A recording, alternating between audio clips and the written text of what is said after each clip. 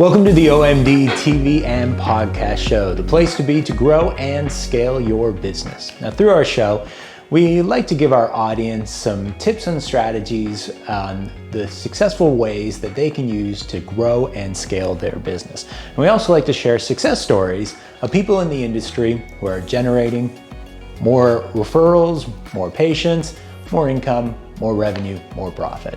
Today we have a special guest on our show, Mr. Suraj Gandha, co-founder and managing director of Broadmeadow Medical Centre. And the topics we're going to discuss about today is 3 ways to grow your medical practice in a scalable way. And Suraj is running actually one of the biggest medical centre in New South Wales, which was founded 21 years ago. And an interesting fact is that Suraj is not a medical doctor or surgeon, he's a strategic management consultant. So it's very excited for us to hear from a different perspective today as to what it takes to grow and scale a medical center, which is actually one of the most difficult type of business to scale. This particular show is part of our special COVID success story series where we feature interviews with clinics who have successfully pivoted and thrived through the tough times like a recent COVID-19 pandemic. So thank you for listening to our show and welcome Suraj to our show. Thanks for having me. I mean, we're excited to have you on the show and hear about your journey, not just through COVID, but also in your history as running your practice. Now, first, I mean, for our audience here who doesn't know a lot about you, could you tell us a little bit more about you and your clinic? Sure. Yeah, I don't have a medical background. I've got a computer engineering background. So I did that in uni, became a product engineer for Telstra, and then a process engineer, went and did some more uni work, and became a consultant. So I was a business consultant in the tax area for about 10 years, here and in America as well. And after that came back and had a bit of okay, what am I doing with my life? Sure. Yep. And then went into New South Wales Health. So I was consulting and working with them in their patient transport area for many years. And that was over a period of around 20 years. And on the side, I was working with the Broadmeadow Medical Centre, kind of, that got put together. My dad was a GP, and he had a couple of business associates as well. One was another GP, one had opened clinics before. And so he said, all right, Suraj, I've got a job for you. You know, we need to have a medical centre in Newcastle. Here are the guys that you can do it with, go forth and do it. Right. And so with Running it. Starting it. Right. Yeah. Great. In the meantime, I was getting my uni degree and then worked throughout the whole period as well. So it was always a bit of a sideline affair. And it started very small. It started with 3 practitioners. The building itself used to be originally it was a service station, and then it became a fast food outlet, Henny Penny. Don't know if you've got Henny Penny in Sydney. It's like a poor man's KFC. I'm not aware of it. Right, yeah, not surprised. So the building was triangular to have a drive-through and have petrol pumps and all the rest of it. And over the years, as we've grown, we've had to put additions on. So the first addition was a second level, then we put another section out the back and another level on top of that. So it's kind of organically grown as we've needed the space. Sure.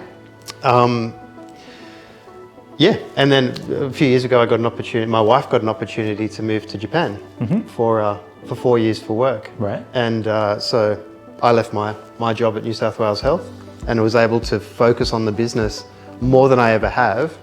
And it's the best thing I've ever done. Great. Yeah, it was wonderful.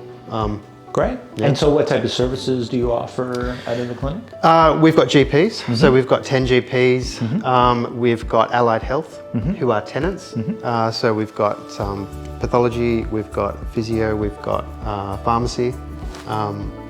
We don't have radiology because of power constraints in the building. Sure, okay. But, we're working hard for that. Sure. And we've got no more space. Great. At the moment. Right.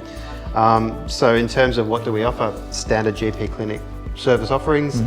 Being Newcastle, we do a lot of workplace pre-employment medicals. And that's become a more and more important part of our business and revenue stream. And we also have an older population there in the area that we're situated. So we do a lot of kind of medication reviews and health plans. Great. Yeah, care plans. Okay. Now, there's been no greater sort of factor on businesses and on the broader community than obviously the coronavirus pandemic over the last couple of years. Yeah. How did that affect you and your practice? Well, greatly, obviously. Sure. Look, a medical centre is a good business to be in any situation. They're kind of very resilient. So when this first kicked off, probably late Feb last year, 2019, the question was, how do we keep our doors open and keep our staff and doctors from getting coronavirus, right? There's no vaccine in the imminent future. So we still have patients who need to come in for all variety of reasons. We've had virtually no cases in the Hunter region, except a couple of Sydney-siders who've come up. Sure. Yep, been kicked out. And so to achieve those two goals, we did a few things. First thing, obviously, we put someone on the front desk and taking temperatures, asking questions. The second thing we did was increase our cleaning regime, increase our It's all right. increase our amount of PPE we're wearing, which was a real challenge to get enough PPE in. Especially in the early days. Oh yeah. Yeah, we were ordering in bulk from all over the world, really, to get it in some back channels. And the best thing we did was we hired a demountable building and we fitted it out to be a respiratory clinic. So if anyone looked a little bit suspicious, cough or runny nose or shortness of breath, any of the symptoms, go straight there. It was manned by a nurse and a doctor in full, biohazard equipment. They'd do a coronavirus swab, and we had no positives. But we've done a lot of tests. We've partnered with some pathology companies to get those tests done as quickly and cheaply as we can. And the fact that we set that up immediately and no one else did it in our area allowed us that first mover advantage. So we were then able to take on so many more patients, and in terms of the goodwill to our brand, it was amazing. A couple of clinics closed down and they referred their patients to us. Right. And we worked very closely with them. Fantastic. Yeah, so we were able to grow our practice through that. Right. And remain resilient. But everything became slower, Sure. The challenges of getting supplies, getting stuff. Yeah. Right. Sure. And telehealth was the other thing. Telehealth ramped up a lot. And had you offered telehealth before? We had, but all due respect to GPs, Sure. they're kind of a bit reluctant to adopt new technology. I think younger GPs are more open, but older GPs, the primary focus is, I do not want to cause any harm. And if you have a patient, you want to be able to, look at them and touch them and to really be able to diagnose them correctly. If you don't, there's a big risk of misdiagnosis, and you don't want to do that. And so understanding, okay, what are the boundaries that our GPs are comfortable with? What are the boundaries of technology? What sort of are the scope of activities we can do was a big step. And now everyone's on board. And well, which is sort of the next question. I mean, that was your very successful reaction to it. And like we tell all our viewers, is being nimble and flexible and being able to adapt quickly seemed to obviously have a great sort of effect for you and your business. Yeah. What is staying in place moving forward, and what do you see as sort of the aspects that you're going to keep in relation to this? Oh, good question. Being nimble is often, it comes from a problem that you're faced with, or being more reactive, not necessarily proactive sometimes. So a lot of the solutions we came up with were trial and error to get to where we are. I think the things we're going to stick with, telehealth for sure. We learnt how to churn our patients a bit quicker because we don't want people sitting in the waiting room. Before, it wasn't necessarily a factor. One of the things we did to reduce not necessarily patient wait time, but the perception that people are waiting, is we offered free Wi-Fi. Right. Now this is not the first time it's been offered, right? A few years ago, but people stopped complaining. Right. Because they just got on their phones and away they went. Yeah, hey, it's something free, right? They were distracted and... Distracted. So now instead of waiting 20 minutes and getting angry, you're halfway through an article or a game or whatever. And why are you bothering? Can I finish this first? Yeah. So tools to churn patients through a bit better.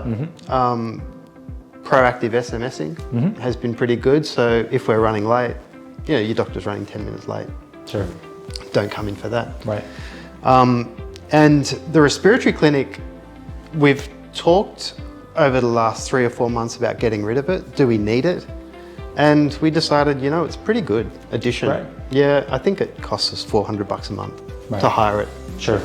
So it's nothing. Right. But when flu season comes around, we shuffle people through there. There's less people sniffling and, Sure. and unwell in the practice. Sure. And should this thing ever rise up again, then you're prepared. We're good to go. Yeah. Great. With something like coronavirus, right? How does something like that, so variable, affect your vision for your clinic in 5 or 10 years? So do you still be able to, long-term strategize? Yeah. Look, strategies change, right? Yeah, everyone's got a plan until they get punched in the face. Sure. And so I think you have to set those targets and those goals. For us, 5 years looks like we've got a few older practitioners who are going to move out. So we're happy with the way our practice is running from an admin side of view. Our IT infrastructure needs improving, probably going to the cloud. Which changes, this is more back-end stuff, but that's a significant change for us, which will be good and welcome, because then we don't have to worry about our server going down. As long as we've got a internet link, we're good to function.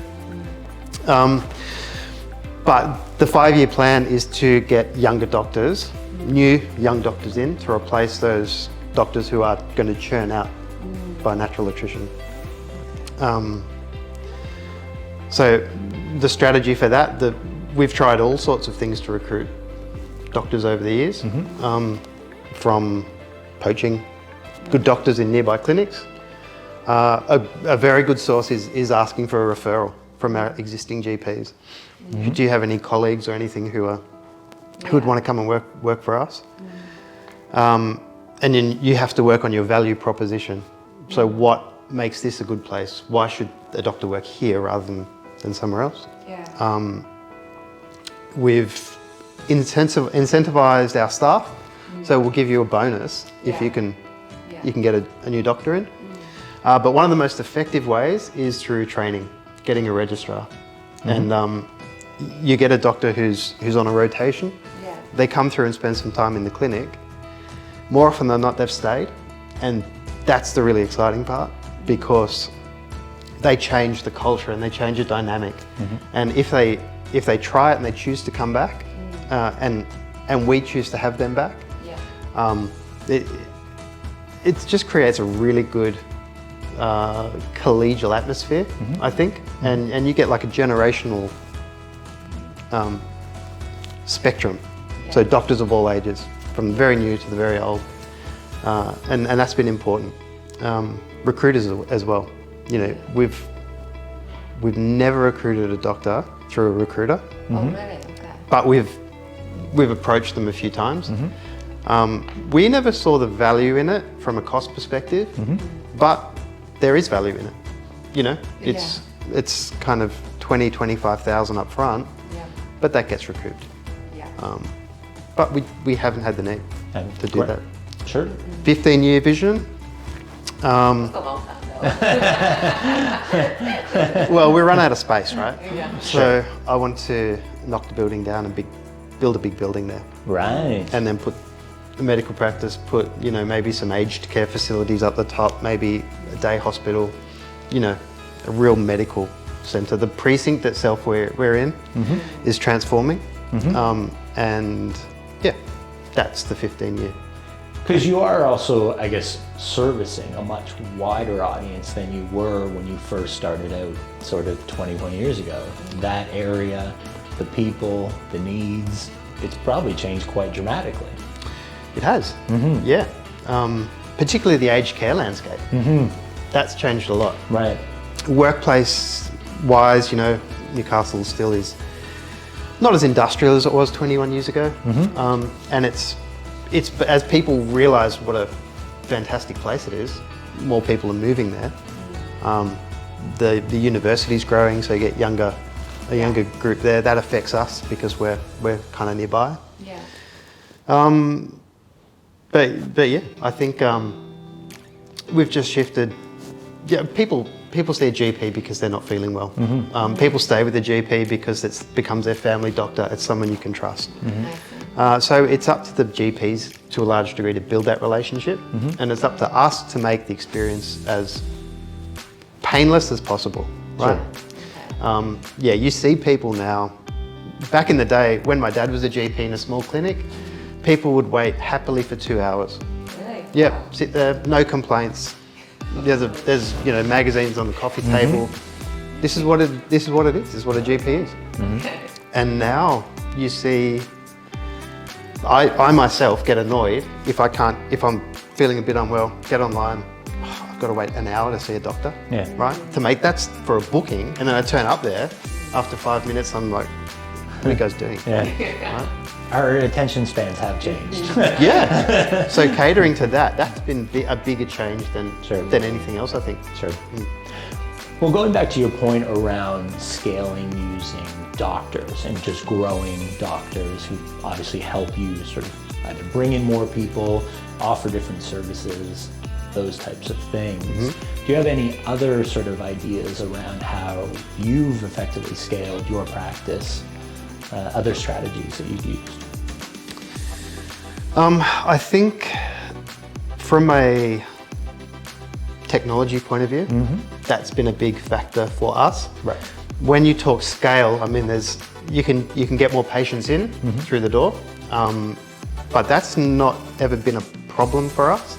I think because we are located in a good place. We're a big building, there's lots of parking, it's easy to get to, and we've always had good doctors and staff. So people have wanted to come to us. The problem for us has been, how do we manage the demand? Okay. And it's things like, digitizing all our files. It's things like improving our patient check-in system. It's things like, we need another room. Let's get rid of all of our paper files and make another 2 consulting rooms, which project took 2 years, and the doctors weren't happy at the time because they like to have a paper file that, They can hold, read through. Yeah, but those things have changed. Yeah. In terms of, we used to do advertising we used radio a lot. We used billboards. Someone even tried to get us to advertise in a cinema once. Right. Okay. Right. Sure. Which we didn't do. Okay. Because I was thinking, I'm sitting there in a theatre and there's a doctor, is that going to change my thing? No, probably not. Maybe. Maybe, Who knows? right? What we found really effective was our own Facebook page. So that Wi-Fi I was talking about before, to check in, you've got to check in on Facebook, right? Oh, okay. So then you've got to be a friend of our clinic, and then we just once a week push out something or other. And we've also got an online booking system called HotDoc, which is really good. Big plug for HotDoc. Well done. Yeah, great. They've supported they'll this. Appreciate it. Yeah, look, they've done a great job through this whole pandemic in reacting very quickly and creating tools that have helped us. Sure. But they push a lot out through our Google our Google presence, and just by us passively sitting back and stopping pretty much every channel except the free announcements on Google and Facebook.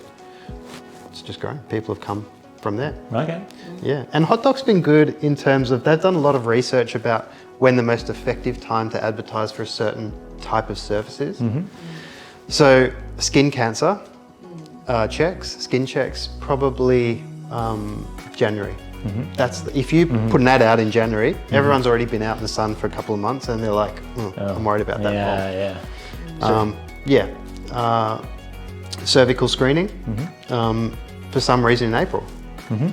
That's the most effective time. Right. So you have a content plan in place throughout the years when it comes to certain seasons and certain disease or illness, right? Okay. Well, they have a plan, and we kind of just leverage off that. Sure. Yeah. So interestingly, I met you at the golf course, and after our initial conversation, I found out you're running a medical center and you have some time for golfing, so you must have done really well in terms of managing and scaling your clinic. So we talked about one way to scale the clinic, which is to add more doctors and maintain them and keep them happy. So have you got any long-term incentive planned to keep your doctors and your management team engaged and stay with you for longer term? Good question. That's the challenge, isn't it? That's a challenge. Yeah. So what the answer is, what do we offer that would retain them? We offer flexibility. Okay. So each GP is free to run their own practice as they want. If you look at the IPNs and the bigger clinics, you're kind of more bound into certain methodologies, even certain billing methodologies at times. We like to treat all of our GPs and all of our nurses as well as if they're running their own practice. Yeah, and so they've got the flexibility to focus on a certain product. We've got women's health specialists, we've got skin specialists who all do GP work as well, but this is a niche area that they're interested in, and so we offer whatever we can in terms of support on our website, in terms of if you want a specialist skin nurse to come and assist you, then we've acquired them. Yeah, so that's one way to do it. The culture is the other. So keeping people engaged and happy and working as a family. So the weekly doctors meeting is a very important part of our practice. Yeah, they get together and talk about first general issues in the practice, second any problem cases, and then they start. It becomes an academic exercise. Unfortunately, during COVID, our staff meetings have dropped off because we've been smashed by phone calls and appointments. And so we've lost a few staff over the last month just through burnout. Yeah, sure.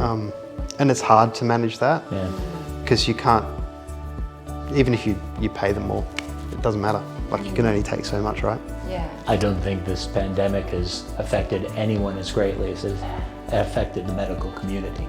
It's all, they've borne the whole weight of the whole process. Yeah, and I guess patients don't understand that. You don't come to a medical clinic because you're feeling really great about yourself. You come there because you're not feeling well, you've got a problem. Yeah. And you can take it out on the staff member. But our staff have just done the most amazing job. Great. But how do we retain them? Good question. Now we're faced with the problem. We've got a whole bunch of new staff. How do we train them? And because we've never had this many staff or this much inexperience at one time, and it turns out our training materials are lacking and are outdated. So we need to focus on, that's our focus right now. Sure. Is to get a really repeatable process in place, and not detailed manuals about how do you book a patient in, but more high-level checklists about the methodology, because the systems will change and the processes will change. But it's imbuing this certain methodology in people, which is a real challenge. So not sure how to do that. Would like to do maybe some video stuff. we've got a couple of girls who we just hired who are former flight attendants. And no medical experience, not much reception experience.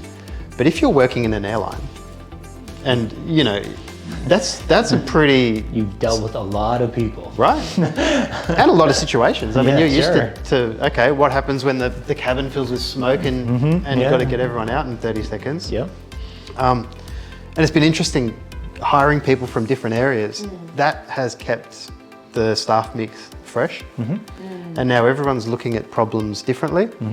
And some of the feedback, they've been on board for about a month. So I interviewed them the other day and said, what's it been like?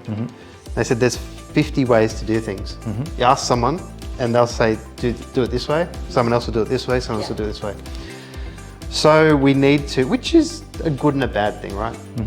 So we need to have some workshops, bring it all together, and as a group, say this is how we're going to do this, and then document it and make it a repeatable process for training for next time people come on board. Sure. So in terms of scaling your clinic, you need to not spend time on things like this too often. You need to get good processes in place, particularly training processes, because your staff keep the whole thing going, and be able to roll them out quickly and just get on with other stuff, because there's always something else. Indeed. So this is just a side question I have for you.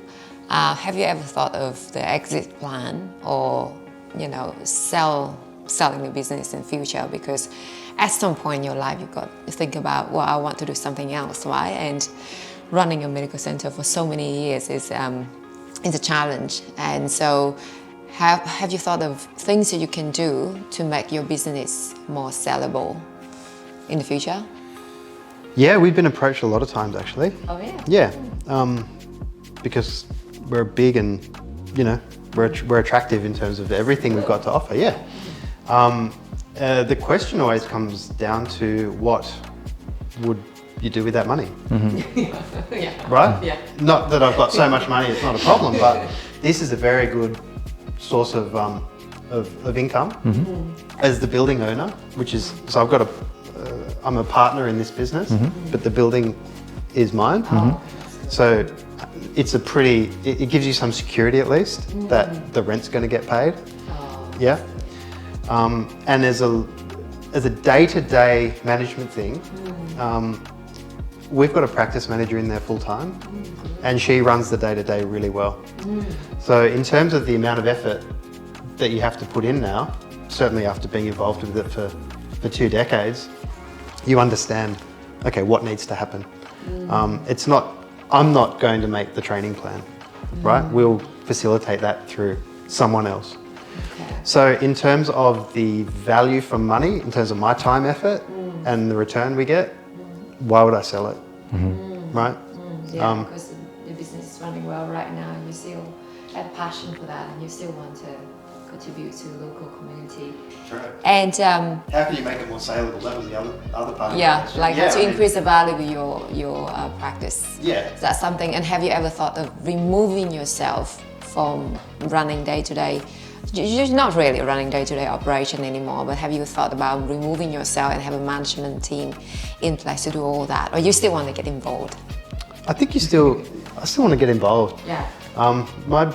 One of my business partners, who's an older guy, he's run a ton of these different medical clinics and after-hours clinics and all sorts of things, and he's taught me so much about the value of understanding the detail, right? So simple things like looking through the P&L every month very closely.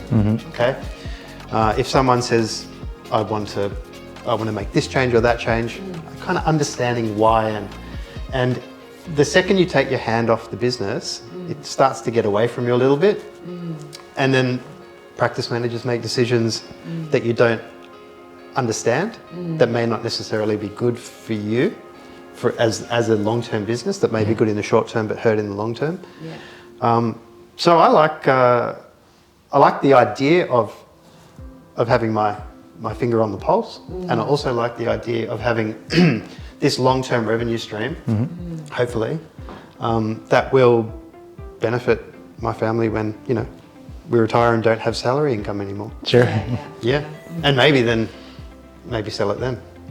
But yeah, like when you watch your parents get older, you realise it's good to have passive income. Because otherwise, you've just got so much in the bank account. Every year it kind of goes down. Gets unless you smaller and start smaller. selling stuff, yeah. Sure. Now there's a lot of competition, I guess, in your industry, your space. I mean, how you've lost some during COVID, which obviously you benefited from, but there is still some players out there. How do you define your value proposition to stand out amongst your competition? In terms of attracting patients, it's got to be the experience, right? So it's got to be easy to make a booking. It's got to be a quality doctor that you can trust, and it's got to be staff who are friendly and willing to help you, right? These are the things that make the difference for us. The fact that we're in a great location and have lots of parking and have allied health around. So you can go to the GP and then to the physio and then to the pharmacy in one stop, which is not a new concept, but it's kind of a bit unique for Newcastle. And they're our big value propositions. Right. Just being convenient and efficient, right? Okay. Yeah. Great. In terms of doctors, I've already kind of talked about them. Sure. In terms of what makes it attractive for doctors and for our staff, we need to focus a bit more on our staff because everyone's got knocked around during the pandemic. But hey, that's the biggest headaches I've got are staff. Sure. Yeah, it's always the staff is right? Yeah, and they're the biggest. They're the biggest influence on your assets. the biggest assets you've got. We started taking review. Our Google rating was like 2.3 out of 5 forever, and it looks awful. Like when you look up a place to book and you're like, okay, I'm gonna trust my kids' health with that bunch. But what we started doing is sending out text to review like about an hour after your consult, and they're all positive. Yeah, right. It's gone up to 4.3 or something. That's great. Yeah, and it's all praising the staff and praising this. So you feed back that into the system as well. But the value proposition of someone being able to look at your Google review and say, all right, it's a good mob. it's not going to get much better than that, right? Right. Yeah, 4.3 is good. That is good. So we'll take it. Yeah. Above 4 is good. Yeah. And you look at our competitors and they're all kind of languishing around the 3s, 3s. They're rubbish, right? Although it's an important point that you're making, that just as a basic thing, it's very interesting that when you leave something like Google reviews to chance, what you get. And then when you're out there being proactive about trying to sort of manage that, it's amazing the difference that it can create for you. Absolutely. We get, they were all pretty negative reviews before, right? Because if you have a good experience, you just walk away. And, Yeah, that's it. yeah, but that basic lesson, I mean, you guys are probably experts in this. You got to ask for it. Got to ask for it. Yeah. And you ask for it and you get it. Fair enough. And if you don't like what you're getting, you just turn it off. Yeah, sure. Sure. Actually, we also have a system in place that if somebody leaves less than desirable star rating, let's say 3 for example, and then it will signal and send a different message to management team to deal with that particular review before it comes out to public. So that's another way of manage your reputation efficiently. So that's something we can help our practices, in terms of set that in place to manage their reputation better, more efficiently. Now, talking about another aspect is that we see repeatedly is that a lot of clinics have failed over the years because they fail to adapt to changes, especially when the market changes. As you can see, what's happening right now with COVID-19. So how have you kept yourself nimble and flexible throughout 21 years of running your medical practice? I think we touched on it a little bit before. I think it's reacting to crisis often helps. Yeah. If nothing's happening, if nothing's going particularly well or particularly bad, the natural tendency is just to sit there. or go and find problems that aren't problems just because you want to solve something, because you're bored. So it's a big challenge is looking out for the big things that are going to make a difference, right? And doing something about it. Someone once told me, as long as you're making decisions, then you're doing something right. They're not all going to be right, but if you make little decisions all the time, you're probably going to get most of them right, and you're not doing something that's so big that it's going to be a catastrophic failure to your practice. So it comes back, I think, to having your finger on the pulse a little bit, to understand what's happening. I mean, in terms of big market shift dynamic, I don't think we get that in the GP industry. I think it happens slowly over time, right? And it's more cultural in terms of impatience and technology than it is demographic. People still have the same things they had, whatever, 100 years ago. Particularly now that we've had a pandemic too. Come full cycle, right? So I think it's more being able to understand what's happening, and if you see something getting a little bit off track, try and understand why. Is it going to be a big influence? If it's not, don't worry about it. Otherwise, try and bring it back to where you see your practice. Okay. Suraj Gandha, thank you for joining us today. I mean, Pleasure. This has been a very meaty conversation, and you've given a lot of great sort of insights and tips into what you guys are doing, and a lot of great takeaways that our audience can use for themselves. And it is great seeing the perspective of someone outside of the medical space and how they approach running a GP practice. So thank you for that. And if you'd like to learn more tips and strategies on how to generate more leads and get more people to your clinic, I would recommend that you join our webinar, the 3 must-use strategies to generate more referrals and patients on autopilot.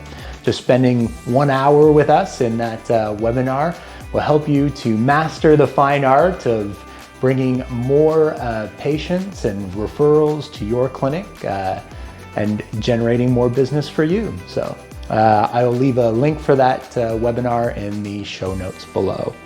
Thank you very much again for joining us, and thanks for tuning in. If you have any comments on the show today, please leave them in the comment section below.